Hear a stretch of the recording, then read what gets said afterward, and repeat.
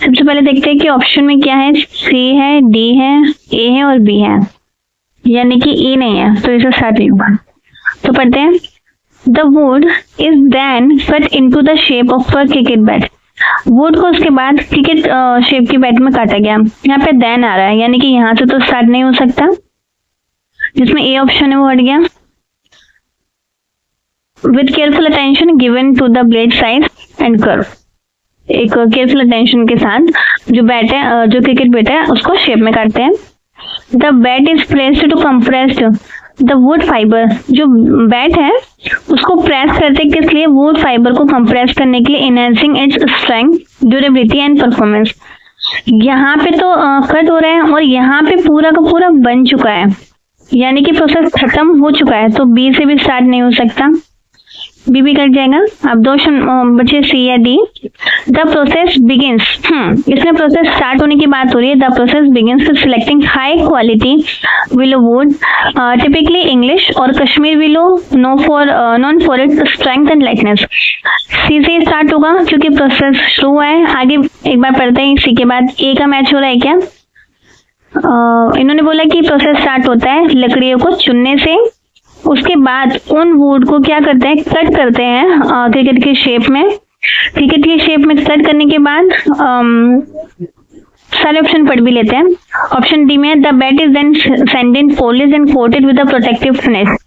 इसमें तो बैट पूरी तरह तैयार हो चुका है, लास्ट में उसकी पॉलिशिंग भी हो चुकी है, तो डी तो लास्ट में ही आना चाहिए, तो डी लास्ट में 1 में ही दिया है, तो ऑप्शन क्या होगा, ऑप्शन 1 इसका राइट आंसर होगा। आगे बढ़ते हैं क्वेश्चन नंबर 2 पे। क्वेश्चन नंबर 2 में बोला है कि वन वर्ड सब्स्टिट्यूशन बताना है। A style that has power to evoke feelings. एक ऐसा स्टाइल जिससे फीलिंग्स को इवोक किया जा सके। इवोक का क्या मीनिंग होता है, इवोक का मीनिंग लाइक किसी चीज को उभारना, बोल सकते हैं टू इवोक, सॉरी टू अराउंस। किसी चीज को आप दिखा रहे हो, निखार रहे हो, उसको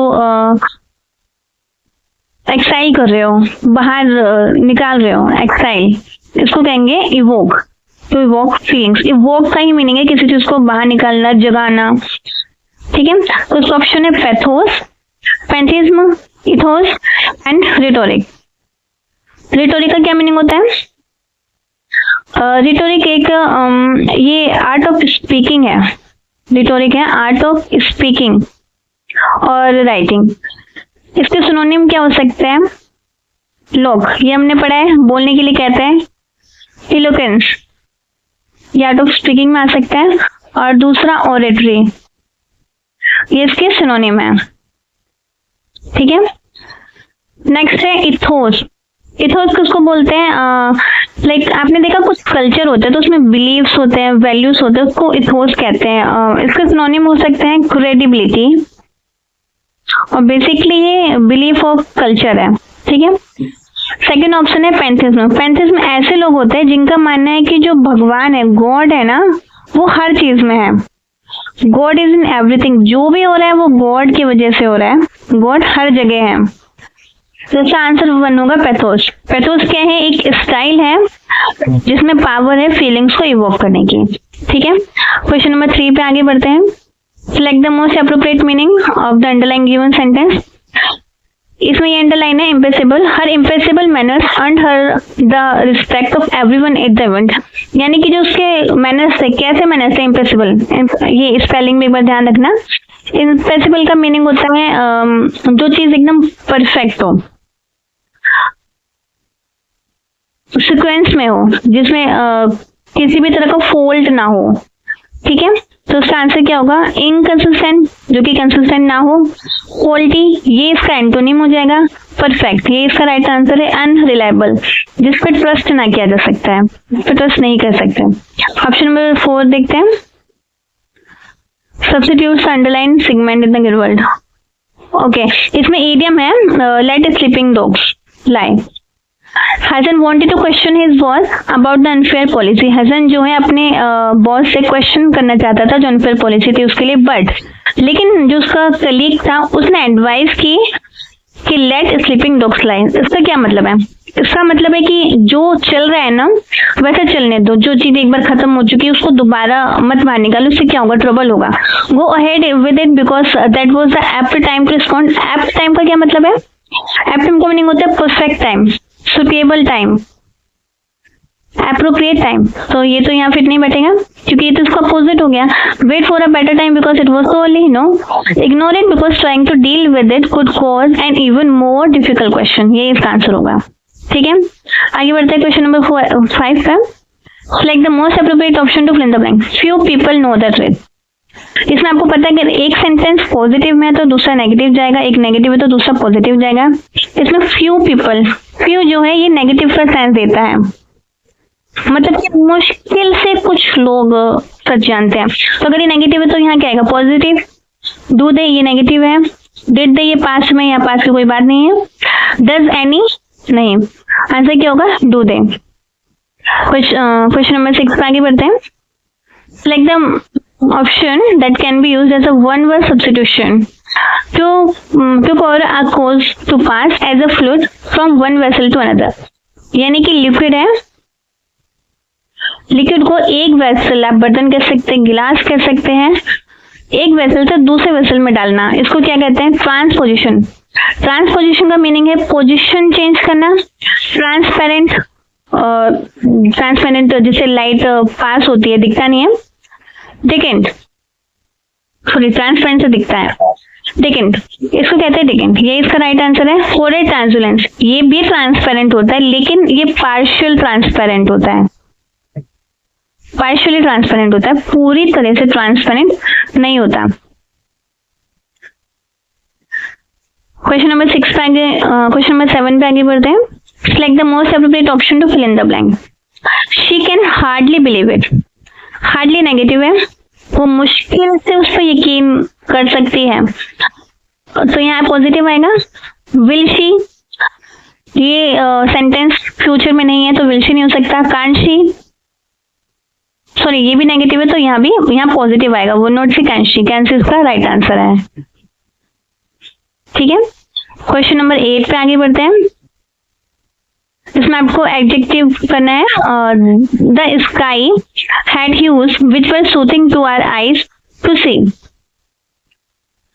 यानी कि जो स्काई था ना, जो आसमान था, उसमें ह्यूज थे। ह्यूज किसे कहते हैं, ह्यूज कहते हैं a shade of a colour, कोई कलर है उसकी शेड्स थी आसमान में। आपने भी देखा है कि आसमान में अलग अलग कलर की शेड्स होती हैं।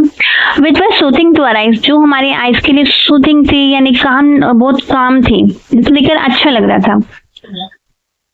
तो इसका आंसर देखते हैं, रेनबो। इन्होंने एडजेक्टिव पूछा है और रेनबो एक नाउन है, तो ये आंसर नहीं हो सकता। स्टिक्ड, स्टिक्ड भी कलर को बोलते हैं, लेकिन ये एक थोड़ा अग्रेसिव कलर जो होते हैं ना, उनके लिए यूज होता है, जबकि यहाँ पे सूथिंग की बात हो रही है, तो ये तो नहीं हो सकता। Beautiful, the beautiful sky had huge. सुंदर आसमान में ह्यूज थे जो कि आइज के लिए काफी सूथिंग थे, इसका राइट आंसर है। पेंटेड, पेंटेड भी यहाँ पे परफेक्ट नहीं बैठ रहा, और पेंटेड हो भी सकता था, लेकिन ये मोस्टली ना पोट्री के लिए यूज किया जाता है एज अ मेटाफोर, तो यहाँ पे इसका सेंस नहीं था। ठीक है, तो आगे बढ़ते हैं क्वेश्चन नंबर 9 पे। Select the most appropriate option to fill in the blank. Okay. The challenge in overcoming which she faced the greatest difficulty. एक ऐसा चैलेंज जिसको ओवरकम करने के लिए उसने काफी मुश्किल का सामना किया, वो क्या था? Was and that tendency to procrastinate that had been ingrained in him since his childhood and later reinforced by surrounding influence. वो एक टेंडेंसी लाइक ह्यूमन बिहेवियर, एक टेंडेंसी मीन्स बिहेवियर या मैनर टू डू समथिंग। तो procrastinate का क्या meaning है? किसी चीज को टालना, आज का काम कल पे डालना, कैंसिल कर, या फिर कैंसिल ही कर देना, या उसको डिले करना। ठीक है, that had been ingrained to him, जो कि बचपन से उसके अंदर थी और बाद में सराउंडिंग से इन्फ्लुएंस और होती गई। तो अब ऑप्शन देखते हैं। ऑप्शन 1 है परनीसियस। परनीसियस का मीनिंग होता है हार्मफुल, डेंजर। अगर वो हैबिट इतनी ज्यादा हार्मफुल थी तो लाइक सराउंडिंग से भी कैसे इन्फ्लुएंस करती, तो ये तो नहीं हो सकता। इररेफ्यूटेबल, देखिए यहाँ देखिए रेफ्यूट, ये बना है रिफ्यूज से। स्पेलिंग सही क्यों नहीं आती इसमें? रिफ्यूज, रिफ्यूज का क्या मीनिंग होता है? जो चीज अनडिनाइबल हो, जिसको डिनाई ना किया जा सके, अनडिनाइबल। ये अनडिनाइबल की स्पेलिंग आती है, आप इसको अच्छे से देखना, UNDENIABLE, ठीक है। तो ये यहाँ पे नहीं फिट बैठ रहा। देन थर्ड ऑप्शन है restrain.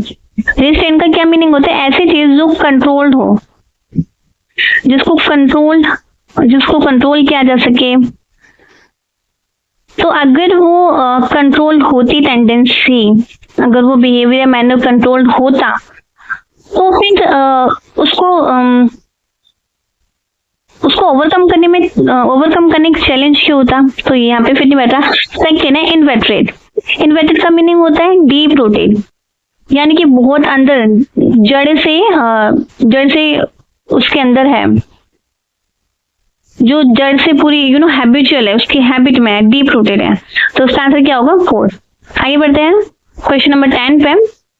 Select the most appropriate option to fill in the blank. Upon seeing the girl slip on a patch of slippery slope, Jonathan immediately assisted her to her feet with instant and courtesy. जब उसने देखा कि जो girl है वो गिर रही है ना, तो जोनाथन ने, एक पर्सन है, उसने जल्दी से ना अपने जो फीट था ना, उससे उसको बचाया। कर्टेसी का क्या मीनिंग है यहाँ पे? कर्टेसी का मीनिंग होता है पोलाइटनेस, और एक इसका रिस्पेक्ट भी इसका सिनोनिम है, यानी कि मतलब एक बिहेवियर है, एक अच्छा बिहेवियर है। ऑडेशियस का क्या मीनिंग है? Bold and daring. Bold politeness के साथ बचा है उसने, बोल्ड कर्टेसी के साथ, ये तो यहाँ पे मैच नहीं करा। सेकंड है फर्टाइव का मीनिंग होता है सिक्रेटिव, जो लोगों को पता ही ना चले, जो दिखे ही ना, सिक्रेटिव। क्या ये यहाँ पर फिट बैठ रहा है? फर्टाइव कर्टेसी, सिक्रेटिव कर्टेसी? नहीं। ऑप्शन 3 है सोलिसिटियस का क्या मीनिंग होता है? Kind, showing care and attention. Kind politeness, एक काइंड कर्टेसी के साथ उसके हेल्प की, तो ये यहाँ पे फिट बैठ रहा है। ऑस्टेंटेशियस, और ऑस्टेंटेशियस का मीनिंग क्या होता है? इसका मीनिंग होता है शो ऑफ करना। आपने देखा होगा ना, कुछ लोग शो ऑफ करते हैं किसी चीज का हेल्प करने का भी, उसे कहते हैं ऑस्टेंटेशियस। तो यही इसका राइट आंसर है, आंसर 4, ठीक है। क्वेश्चन नंबर 11 पे आगे बढ़ते हैं। क्वेश्चन 11 में लिखा है, सेंटेंस या paragraph are given below in jumble order. A, B, A, यानी इन दोनों सेंटेंस चेंज होगा। तो चलिए पढ़ते हैं। The digital revolution has transformed how information is stored and accessed. जो डिजिटल रिवॉल्यूशन है उसने क्या किया? जो इंफॉर्मेशन को स्टोर करने का तरीका है ना, उसको चेंज किया। Cloud computing has emerged as a key solution for efficient data management. देखिए इसमें भी बोल रहे हैं कि जो इंफॉर्मेशन, इसको क्या कहते हैं? डाटा, इसको मैनेज करने का सिस्टम चेंज किया। और इसमें बता दें कि इस सिस्टम को किसके थ्रू किया गया? क्लाउड कंप्यूटिंग के थ्रू, यानी कि ए के बाद बी बन रहा है, सी और डी भी पढ़ते हैं। Business and individuals increasingly rely on cloud storage for convenience and security. जो बिजनेस है और जो इंडिविजुअल्स भी है ना, वो भी डिपेंड कर रहे हैं क्लाउड स्टोरेज पे। सबसे पहले बी में क्लाउड कंप्यूटिंग का इसमें जिक्र हुआ है, और सी में हुआ है। पहले क्लाउड कंप्यूटिंग क्या है ये बताएंगे, और फिर क्लाउड कंप्यूटिंग पर डिपेंड कौन कौन है ये बता रहे हैं। यानी बी के बाद सी बनेगा, ये तो कंफर्म है। यहाँ सी के बाद बी है, यहाँ बी के बाद सी है, यहाँ ए के बाद बी, यहाँ बी के बाद सी, दो में है बी के बाद सी, लेकिन सेंटेंस तो ए से स्टार्ट होना चाहिए। आगे बढ़ते हैं। However cyber security remains a major concern with growing digital dependency. जब भी आप ना हाउएवर वर्ड देखें तो इसमें अगर सेकेंड वर्ड नेगेटिव है, सेकेंड सेंटेंस, तो फर्स्ट सेंटेंस पॉजिटिव होगा। इसमें बोल रहा है कि जो साइबर सिक्योरिटी है वो एक मेजर कॉन्सर्न रहता है डिजिटल डिपेंडेंसी का, तो इससे पहले पॉजिटिव होगा। इसमें पॉजिटिव क्या है? पॉजिटिव सी है कि बिजनेस और इंडिविजुअल इस पर डिपेंड है क्लाउड स्टोरेज पे और कन्वीनियंस के लिए, सिक्योरिटी के लिए। ये इसका एडवांटेज है कि क्लाउड कंप्यूटिंग सिक्योरिटी प्रोवाइड कर रहा है। और डी में बता रहे कि लेकिन ये मेजर कॉन्सर्न हो सकता है डिपेंडेंसी का। तो सेंटेंस ए से ही शुरू होगा, तो ए बी सी डी 4 इसका राइट आंसर है। क्वेश्चन नंबर 11 पे आगे बढ़ते हैं। अब one of the following underline miss spelled word देखना है। वन वर्ड है कंटिन्यूली।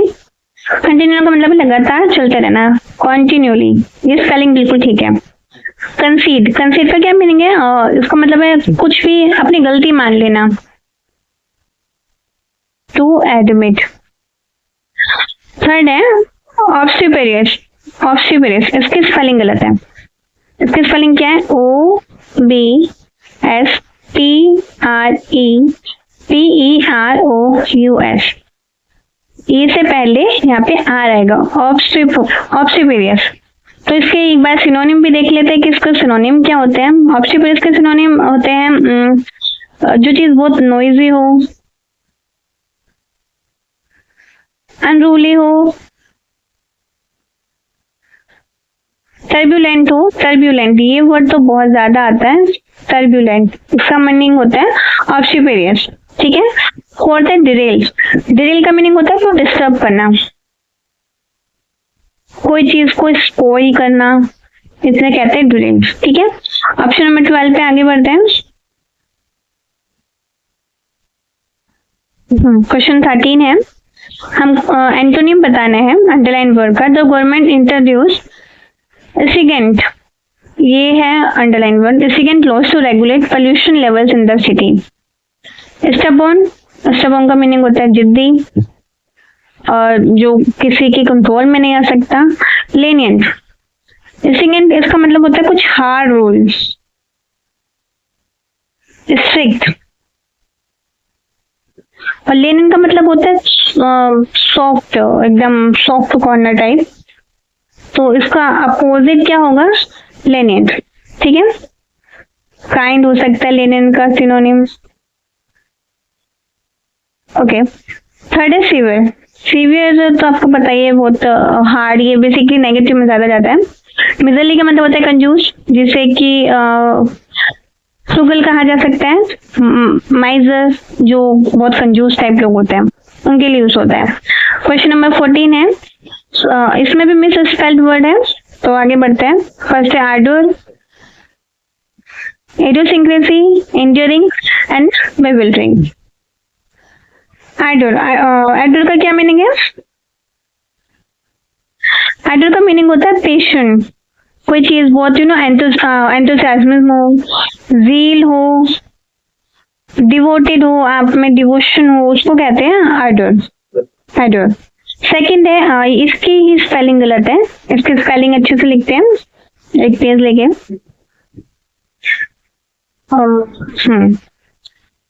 उसको याद करने का तरीका भी बता देती हूँ। आइडियोस, काइंड, क्रेजी। इडियोसिंक्रेसी, इडियोसिंक्रेसी का मतलब इडियो यहाँ हो जाएगा इंडिविजुअल के लिए,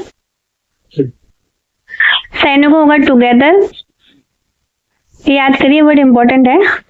और क्रेजी, क्रेजी का मीनिंग होता है हैबिट। आपने देखा डेमोक्रेसी, उसमें क्रेजी होता है हैबिट, यानी कि एक पर्सनल हैबिट जो कि गलत हो, बेसिकली नेगेटिव वे में जाती है, इडियोसिंक्रेसी। ठीक है, पर्सनल हैबिट। तो आगे बढ़ते हैं।